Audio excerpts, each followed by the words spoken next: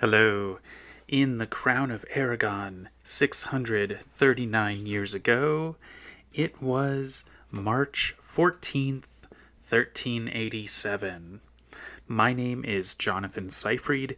I'm a PhD candidate in history at the University of New Mexico, and this is the Historian's Notebook, a podcast about how history gets made.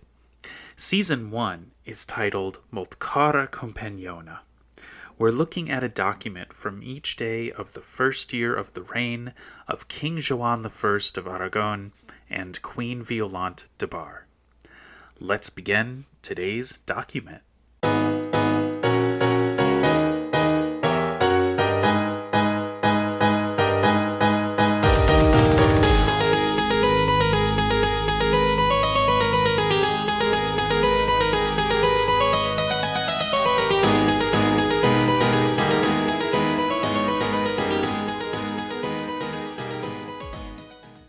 Today's document is a really great one for my overall research question about how Joan and Violant were cooperating in their rule of the Crown of Aragon at the outset of their reign. So this particular document is in the Secret Seal Register, and it is addressed to, well, as Violant phrases it, Re muito caro et muito amado hermano. So calling this particular king brother is something that I figured out was the way that is customary when Violant and Joan are addressing the king of Castile. And it's an interesting move to call the King of Castile brother. There is a very fraught history between Castile and Aragon, and yet there's also these moments, it really vacillates between like going to war together, like there was the War of the Two Pedros, that is the name for the conflict between Joan's father, Pere the Ceremonious, and then a king of Castile who went down in history as Pedro the Cruel. So there was a fierce war between Castile and Aragon in the not so distant past. But the current king of Castile is definitely one who's more friendly towards Aragon and actually married Joan's sister, Eleanor. And so the current king of Castile, Juan I, so John the First of Castile, it's kind of interesting that it's John the First of Castile at the same time that it's John the First of Aragon. So I don't know. I think they kind of have a bit of a bond. Juan in Castile has been on the throne for a bit longer. I think he started his reign in 1380. And by the time Joan and Violant become king and queen of the Crown of Aragon, I think relations have really smoothed over. And so there's this brother, this king brother address-y custom that is one that we're going to see just consistently when Joan and Violant write to the King of Castile. The content of the letter is super interesting. It's basically a very long apology, and it's not like, they did something terrible. It's that they're just going to have to say no.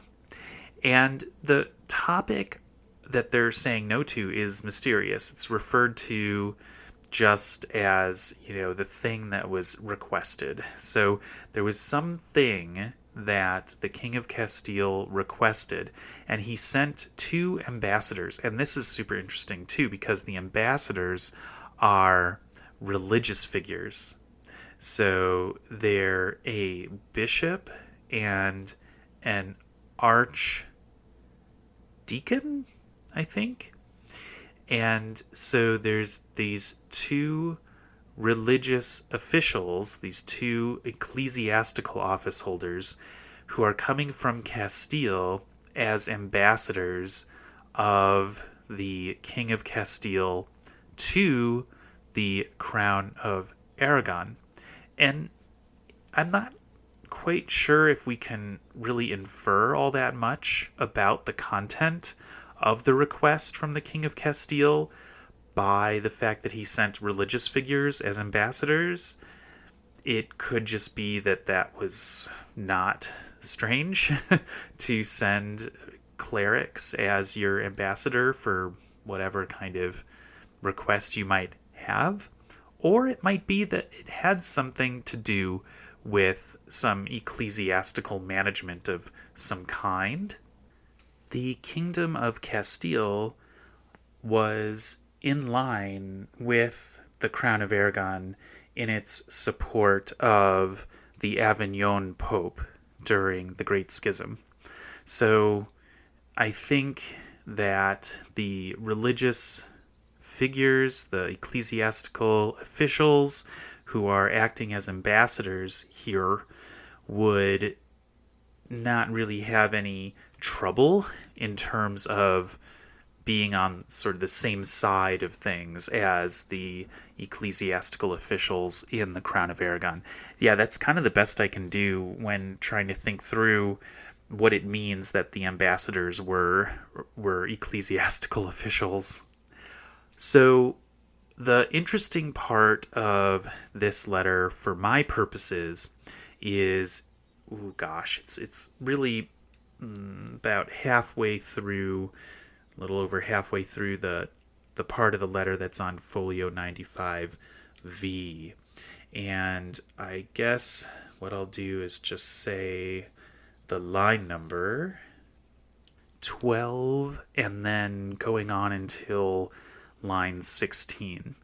That whole sentence is basically conveying that the king has also sent a letter in response, la letra responsivia. And that letter is a rejection of whatever request was being made by the King of Castile. And Violant is referring to it in a way that shows that she knows full well what was written in it, or at least that the point of it. And so basically here she's summarizing. Empero las ditas cosas no se son podidas ni se puedan fazer a present por las razones necesarias e urgentes posadas en la letra responsivia del dito Señor, the said Lord. So, for reasons necessary and urgent, we're not going to be able to do the thing that you had asked us to do. And this has been explained. The reasons have been explained, apparently, in the letter that Joan sent. I would love to find that letter. I've, of course, been looking around the various registers and haven't come upon that letter. Of course, it doesn't help that there's big jumps in the chronology of the different letters, and so maybe further down the line, like in the middle of April or something, we'll have a few letters from March, and I'll be able to find that in one of Joan's registers. But what this shows is that Violant is helping to smooth this over, that she's writing this very long letter, and then the other parts of the letter are all about, we really value you, and we hope you're doing well, and please, if there are other things, this is how the letter ends, if there are, like, en otra manera is on the last line of folio 95V, and then on the next folio, she kind of repeats that idea by saying, other things, please let us know. And we are here to help you whenever we can.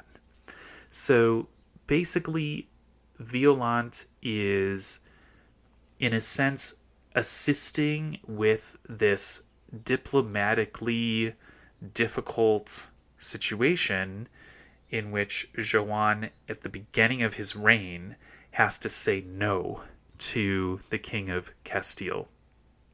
So, that is a challenging, awkward thing to do, because you want to kind of start out in your diplomatic exchanges at the beginning of your time in power by kind of building up the relationships, and by saying no to some particular request, it's causing some difficulty in that overall, ideal situation diplomatically.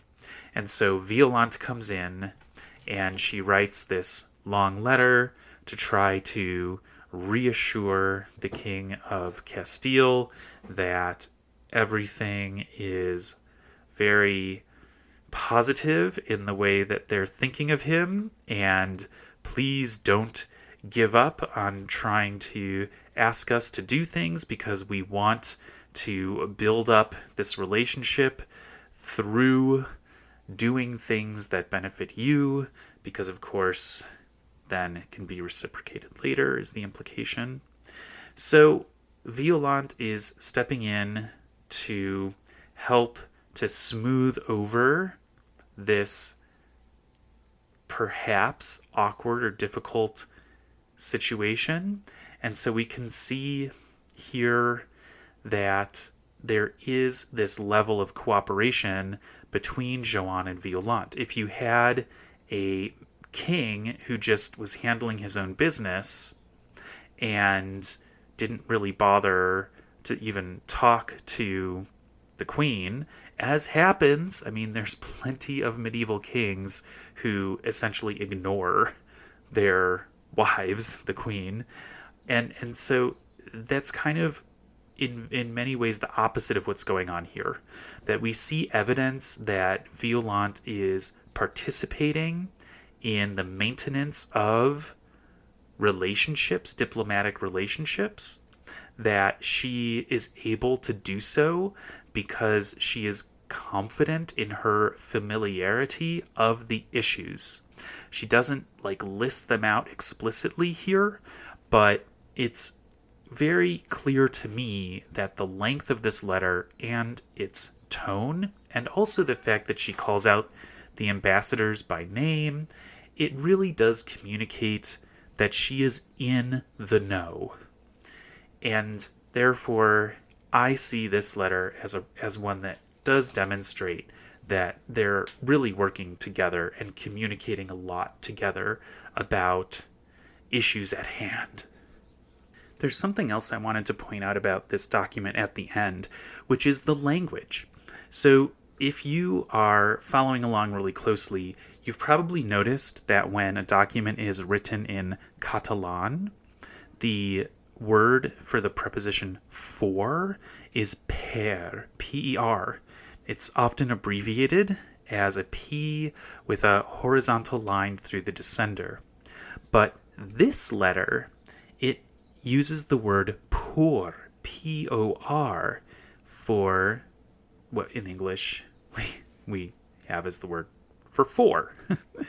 And the reason for that, and other differences in the spelling of words that you'll see in this letter compared to the ones in Catalan, the reason is that this is in a mixture of Catalan and Aragonese and Castilian. We have Shadow here saying, I want to learn about the different subtleties in these vernaculars.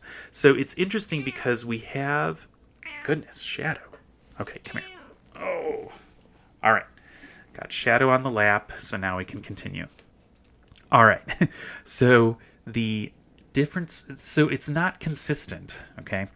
Because there's still the X being used for what in Castilian would be like a CH sound. And so the actual distinctions between Aragonese and Catalan are a little bit beyond my knowledge base.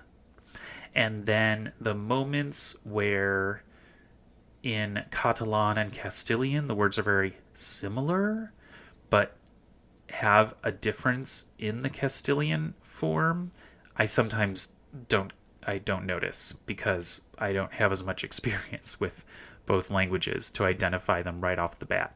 So what I can tell you is that there's a lot of accommodation linguistically in this letter to make it easier to read for a Castilian reader.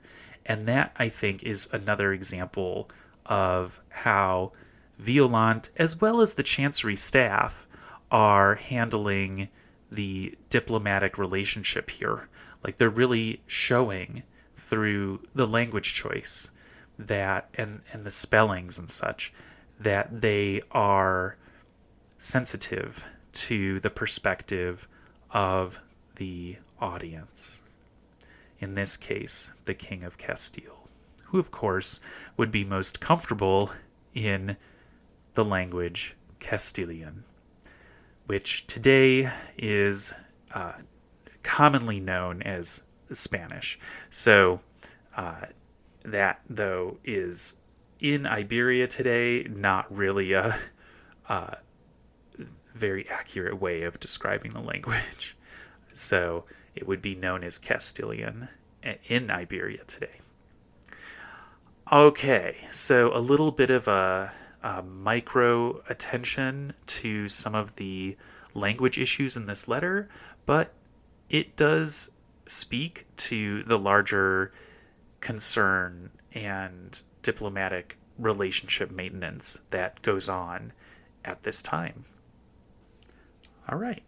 Thanks for listening to this episode of The Historian's Notebook, Season 1, Molt Cara Compagnona. If you are leaving with more questions than you arrived with, I've done my job. Remember, the motto of The Historian's Notebook is dissatisfaction guaranteed. Visit the website to see an image of today's document and additional show notes, and listen again tomorrow to hear about the next day in the first year of the reign of King Joan I of Aragon and Queen Violant de Bar. In the meantime, take care.